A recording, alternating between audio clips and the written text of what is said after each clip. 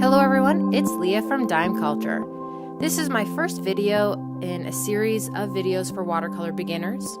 Those already dabbling in watercolor but seeking answers. Really, this video is for those with questions. When I first got into watercolor, I had so many questions myself. And I am going to help you guys along your journey by answering some of them. Today, I'm going to be showing you the difference between pan and tube paints, but let's get started with basically just some paint questions, and then I'm going to dive right into it. Let's first start with, what is watercolor? Watercolor is a type of paint that is made using water-soluble binders that are then mixed with pigments. So basically, watercolor manufacturers like Winsor & Newton, Daniel Smith, Schmincke, Core, they take pigments and binders, plus a few other extra items that are specific to that manufacturer, and they create paint. Now, the binders that are used are typically gum arabic, maybe some honey, and then there are companies that do use synthetic binders. What a binder does is allow the pigments to take shape and go from a powder form to a pasty form like paint. On to the next one. What is a pigment? A pigment is the material used to create the colors of paints you're using.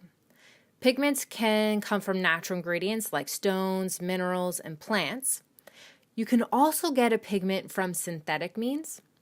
What's really interesting about a pigment is the diversity within just one pigment itself, so that how the material is being treated can create different colors. So a pigment is ground down into a powder form, and then it gets milled with your binders to create your paint.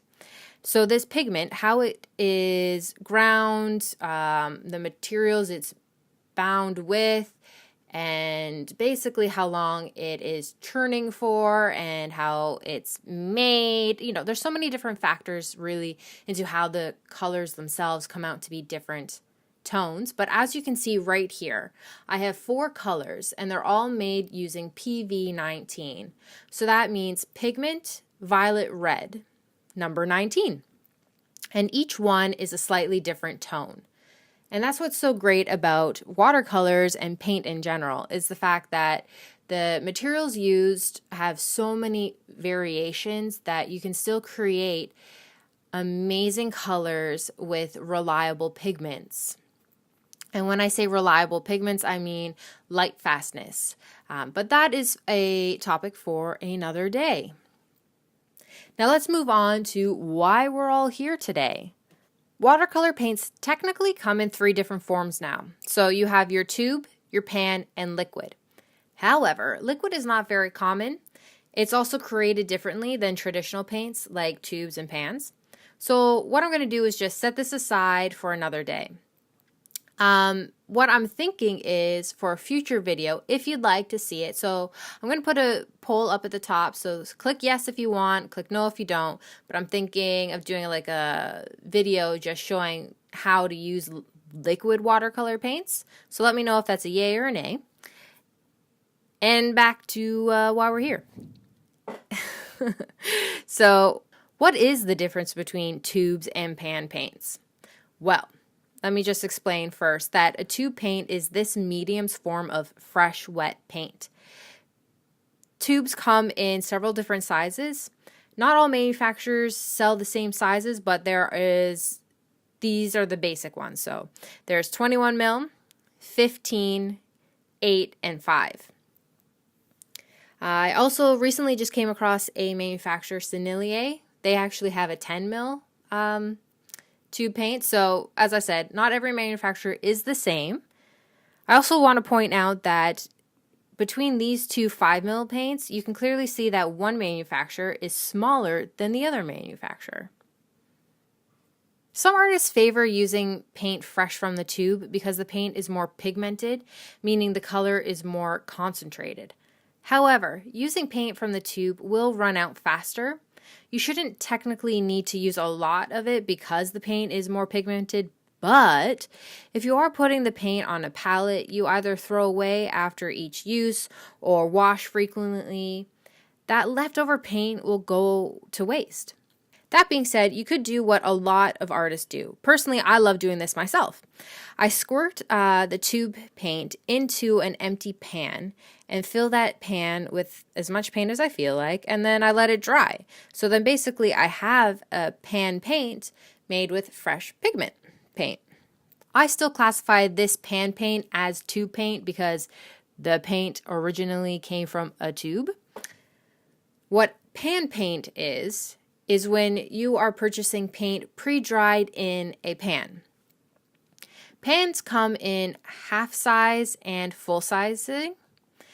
Some manufacturers are a little different. Schmieke has slightly smaller sizing for their half pans, but nevertheless, it's still considered half pan. And then there are student grade paints like the koi paint. They sell them in little round shapes.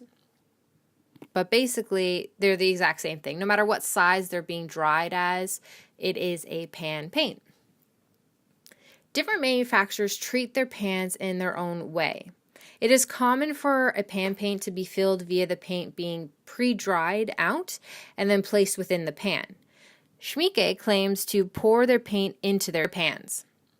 So what I mean is when they're creating and milling that paint versus laying it out on a slab-like surface and then letting it dry and cutting it to the size they need to put into the pan, what they do is, I guess, I don't know how they exactly do it, but I would assume that they have machines that just fill their pans with the fresh liquid paint. And then they let it dry, and then they ship it out as pan paint. When it comes to which option is best for you, well, honestly, that is up to you. It'll be your personal preference. Personally, I like using pans. Granted, most of my paint comes from a tube put into a pan. My only reason for doing this is that tube paints are more, readily available for getting different colors, where pan paints are typically sold as sets. So you can get a set of paint, a set of 12, a set of 24, a set of 48 already dried ones. I just personally like to go from tube to pan, but I still use pan paint. So my Winsor & Newton set, my Prima set, so these are paints that are pre-dried, put in a pan, and are very good quality paints. Plus, I prefer pans just because it is 100% easier to travel with. Imagine carrying around a gigantic baggie with all these tubes of paints. Not very travel friendly. All right, we have reached the end of the video. Hopefully this helped you out a bit to understand the difference between a pan and a tube of watercolor paints and understand the paint itself. If you have any questions, don't hesitate to leave that question in the comment section below. I'll do my best to get back to you as soon as possible. If you are interested in getting a daily dose of magical creativity every week, please subscribe to Dime Culture and stay tuned for more watercolor for beginner classes. I just want to say thank you and thank you for watching this video. And until next time, everyone, stay magical.